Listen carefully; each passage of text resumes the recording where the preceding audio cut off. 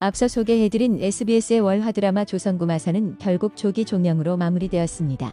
런 이야기가 나온 것은 2021년 3월 25일 일간 스포츠의 단독 보도로 조선구마사가 2화까지만 방영되고 조기 종영되며 드라마 PD가 배우들에게 직접 해당 사실을 통보 중이라는 기사가 나오면서부터였는데요.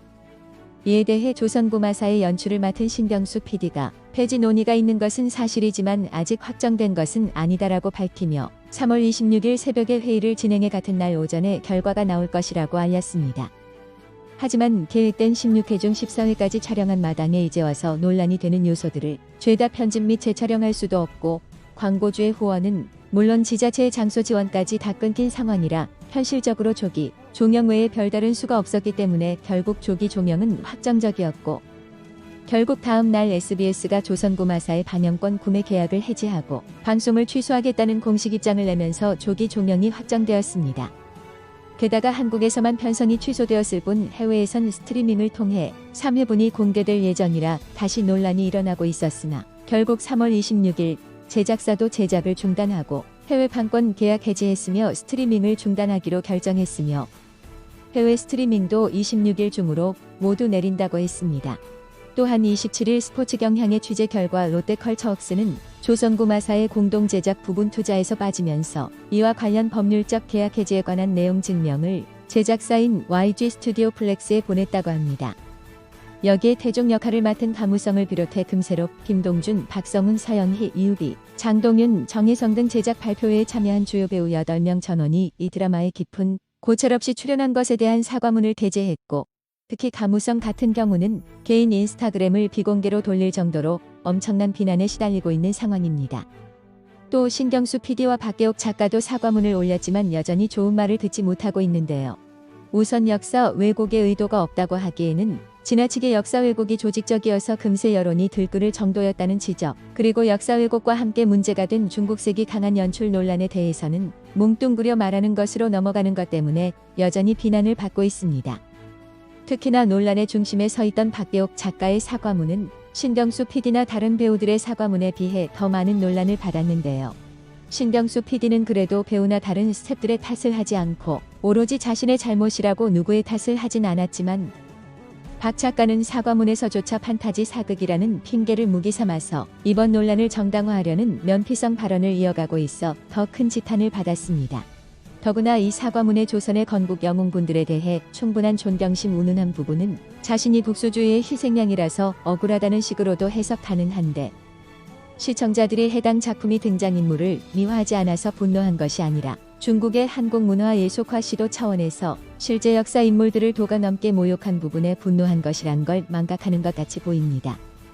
애초에 한국은 세종대왕이나 이순신 장군 같은 국가적 위인을 비판하는 책을 내도 신변에 전혀 지장이 없는 표현의 자유가 보장되어 있는 나라입니다.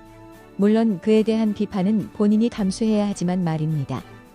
애초에 자신을 국수주의에 의한 마녀사냥의 희생양이라고 주장하는 것도 황당한 일이지만 다른 한편으로 박계옥 작가는 전주 이씨 종친회의 이례적인 분노 등이 왜 일어난 것에 대해서는 전혀 고려하지 못한 듯합니다. 결정적으로 핵심 논란인 역사 왜곡 부분에 대해서 드라마 각본 상 빼도 박도 못하는 증거 정황에도 불구 의도한 적이 없다며 부정하는 것은 누가 봐도 치졸한 변명으로 밖엔 볼 수 없음에도 말입니다. 또한 박계옥 작가의 사과문의 경우 보기에 따라서는 외국인이 사과하는 듯한 뉘앙스가 느껴집니다. 다른 배우들의 사과문을 보면 어떤 식으로건 국민의 한 사람으로서 역사인식이 우매했다 라는 표현이 대부분 들어가고 신경수 PD도 경우 시종일관 본인의 잘못임을 강조하면서 그나마 거부감이 덜 들게 했습니다. 그러나 박계옥 작가의 경우에는 조선의 건국 영웅들 온 마음을 다해 등과 같이 다소 위화감을 느끼게 하는 표현들이 들어있으며 마치 어느 나라에 대해 충분히 존중하지 못해 미안하지만 일부러 그런 것은 아니다라는 식으로 제3자가 말하는 듯한 느낌을 줍니다. 게다가 한편으로 박 작가는 중국 정부 기관지 인민일보와의 커넥션이 사실상 확실시되는 정황인데 이런 박 작가가 자신의 사리사욕으로 방송계 전반에 심각한 타격을 입힌 박 작가가 아무리 손이 발이 되도록 빈다고 해도 국내 방송계에 돌아갈 가능은 매우 낮아진 상황입니다. 아무튼 이 조선구마사 사태로 인해서 제작사인 YG 엔터테인먼트와 방송사 SBS를 비롯한 등 관련 종목들의 시가총액이 700억 원 넘게 증발하는 사태까지 발생하며 피해는 눈덩이처럼 불어나는 상황입니다. 28일 한국거래소에 따르면 조선구마사 제작사인 YG 스튜디오 플렉스의 모기업 YG 엔터테인먼트와 방송사 SBS의 시총은 지난 26일 기준 1조 2297억 원으로 나타났는데요. 조선구마사 1회가 방영된 22일 종가 기준 시총인 1조 3014억 원보다 무려 716억 원이 쪼그라든 것입니다. 실제로 해당 기간 YG 엔터테인먼트는 5.63%, SBS는 5.24% 내리며 이들이 이번 사태로 인해서 입은 타격이 막대하다는 것이 증명된 상황입니다.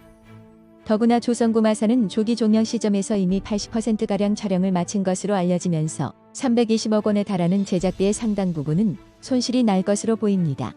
홍세종 신한금융투자연구원에 따르면 SBS가 조선구마사 남은 14회분을 아예 못 틀어도 손실은 최대 70억 원 수준으로 추정된다고 하니 그야말로 천문학적인 피해라는 표현 말고는 딱히 생각나는 말이 없는 지경입니다. 이렇게 고작 방송 2화만의 드라마가 조기 종영을 결정한 초유의 사건이니 방송계에 미치는 영향도 엄청납니다. 우선 국내 드라마 제작사들이 모두 중국 자본에 대한 경계령을 최고 단계로 발동하면서 앞으로 제작될 드라마들에서 중국 자본의 영향력을 최소화하려고 할 것으로 보입니다. 사실 중국 광고주가 최근 3년 동안 광고를 넣은 브랜드는 연일에서 이게 그치고 전체 글로벌 브랜드 내 비중은 높지 않으며 금액적으로도 비율이 낮은 편이라고 합니다. 또 중국 자본이나 PPL이 없어도 국내 드라마 수출은 꾸준히 이뤄지고 있다는 게 업계 설명인데요.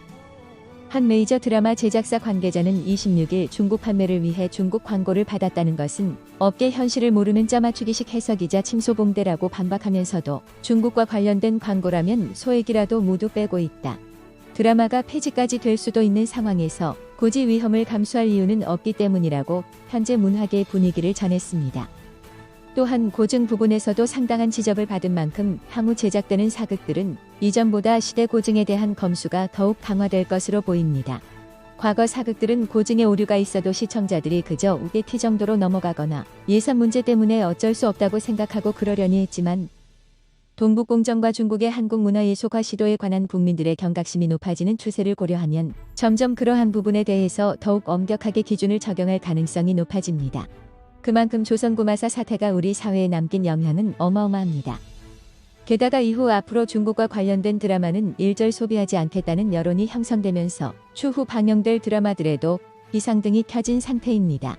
특히 중국 자본 1,000억 원이 들어간 JTBC에 제작 중인 드라마 설강화는 민주화 운동이라는 민감한 소재를 작품인데다가 주인공 캐릭터의 왜곡된 실존인물 모티브 의혹, 간첩 캐릭터의 존재, 현재의 국가정보원인 당시 국가안전기획부 및 공안검사에 대한 미화 우려 등이 겹쳐서 조선구마사 사태의 불똥이 제대로 튄 상태입니다.